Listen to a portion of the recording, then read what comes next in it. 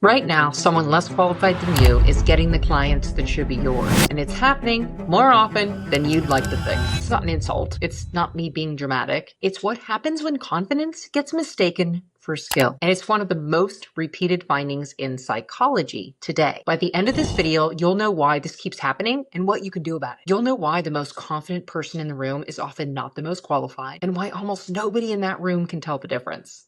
Sit with that for a second. Here's the part that should really bother you. This isn't happening because of your skill. It's happening for a completely different reason. And it's costing you big time. Stick with me to the end of this video. The fix is simpler than you'd expect.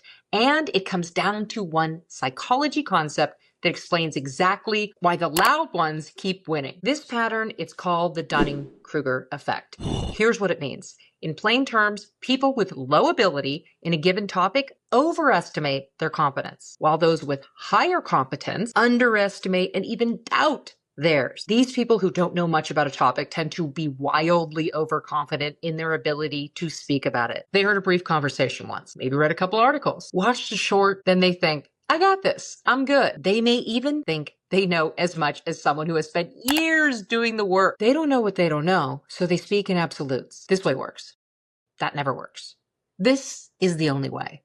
This is why. There's no doubt, no gray area, no lesson learned from getting it wrong, hearing another's perspective, trial and error. Now, compare that person with a real expert. The expert has studied for years. They've done the work. They've seen what works and what fails. They've been mucking it up in the trenches, getting dirty in communities with others who also are in the field, growing up in and around it, going through everything, tried it all, been there, done that, read all the literature. They know the rules. They also know the exceptions. So they speak with a little more care. They might say things like, depends. In my experience, this usually works, but not always. Possible. Could be. I've seen it happen. In the original example, the person with less skill sounds certain. The expert sounds unsure. Now imagine you're watching both of them. You don't know enough to check their claims. It's all Greek to you. You can't see who has the years of experience. You can't measure their skill. So who do you believe? Who do you trust? Who do you hire? Who gets the call? Often it's the person who sounds more confident. Not because they're right. Not because they're more qualified. Not because they know more. They get chosen because you can see they're confident. You can't always see the expert's skill and experience. And when you can't judge skill, confidence can look like the proof. That's the trap. And it's playing out in your industry right now. And now that I've mentioned it, you've probably seen this play out many times. And when you can't judge skill and real lived competence, confidence, visibility, speaking up, looks like proof. But don't worry, the answer isn't to get louder and act certain about every single thing. Stay with me through the end of this video because you can make your real expertise easy to see without pretending to know the parts that you don't know and don't need to know. I have a family member who shall remain nameless to protect the innocent. One day, she was taking my mom to the Apple store to get a new Apple Watch for my mom. Simple enough, right? My teenage son went along with them. Before they left the house, this family member kept calling it an iWatch. So my son finally says, do you mean an Apple Watch? Now, if you know teenagers, you know they care about using the right words. Their friends will not let them live it down if they don't. And technology, that's their world. But my family member, she didn't pause, she didn't check, she didn't say, maybe, or I don't think so, or anything remotely hedging in any way. She said with 100% confidence, no second guessing, no, it's called an iWatch. My mom stayed out of this one. She assumed that with her level of confidence, she must be right. She is the one paying for it after all. My son decided to let it go, not push the issue, even though this was more of his lane. He's the kind of kid who goes to the Apple store just for fun. He built his own computer, watching videos. He loves this stuff. They walk into the Apple store. My family member goes up to the employee and says, we're here to buy an iWatch. The employee thinks for a second, guides them over to the watches and says, okay, well, here's the Apple Watches. So yes, I mean, she did mean an Apple Watch. Now, this is a very small mistake, very low stakes. No one got hurt or injured in the making of this dramatization. No fortunes were lost. My mom still got her watch. My son loved going to the Apple store. Everyone was happy. But it just shows you how this works. My son did know the right name, but he was willing to sit this one out and let it go, not to prove his expertise. Obviously, if it was me that said it, he would have fought to be right on that one. In all fairness to her, from the inside, being wrong with confidence feels exactly like being right and can show up that way to others. That's the dangerous part. We often assume confidence comes from knowledge, experience, and expertise. Sometimes it does. Other times, and often, confidence comes from not knowing enough to see what you don't know and maybe aren't willing to see. And if that can happen over the name of an Apple Watch or an iWatch, imagine imagine what happens when the stakes are even higher. If you're the face of your brand, the coach, the med spa owner, the consultant, the service provider, the expert, your potential clients and customers are standing in front of a row of options online. From the outside, all look basically the same. Same credentials, same before and afters, same testimonials, same claims of expertise. On paper, anyone could be the one. So how do they actually choose? They don't have the training to evaluate your real expertise, and they don't have the time to even try. So they default to the same shortcut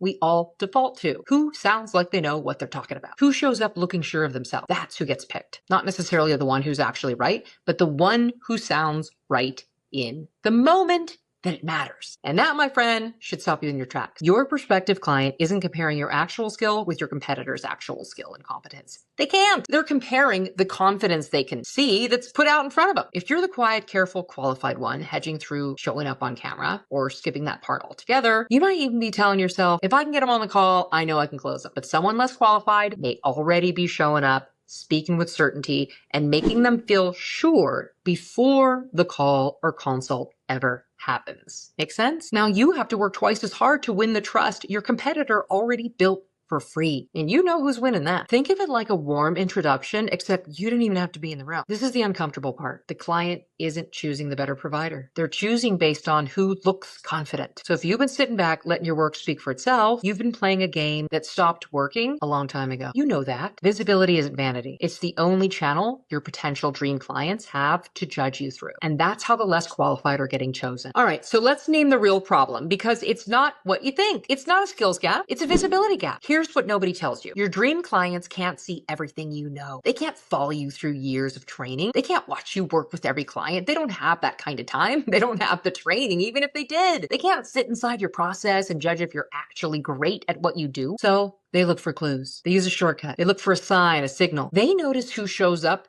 who explains their problem better than they can, who appears confident, who makes them feel understood, heard. If you're that expert coach or service provider, you may be great at what you do. You may have years of experience and excellent results for your clients. But if you aren't showing up online in a way that resonates, your dream client may never get to see that. Meanwhile, the less skilled competitor posts trust building videos every week. They explain the problem. They show their process. They answer questions living inside your prospect's head. They speak with confidence. Now your potential dream clients and customers have two choices. One expert they can see, hear, and begin to trust, and another expert they barely know exists. This is the real hard truth. This person may not choose the better provider. They may choose the provider they can see, the one showing up, the one speaking with certainty. Visibility isn't vanity. It's the only readily available window into who you are. It gives those who are looking for you anyway a way to choose you. So if you've been waiting for your work to speak for itself, you're playing a game that stopped working years ago. Your work can't speak for itself if no one knows it exists. Make sense? And when your real expertise stays hidden, someone with less skill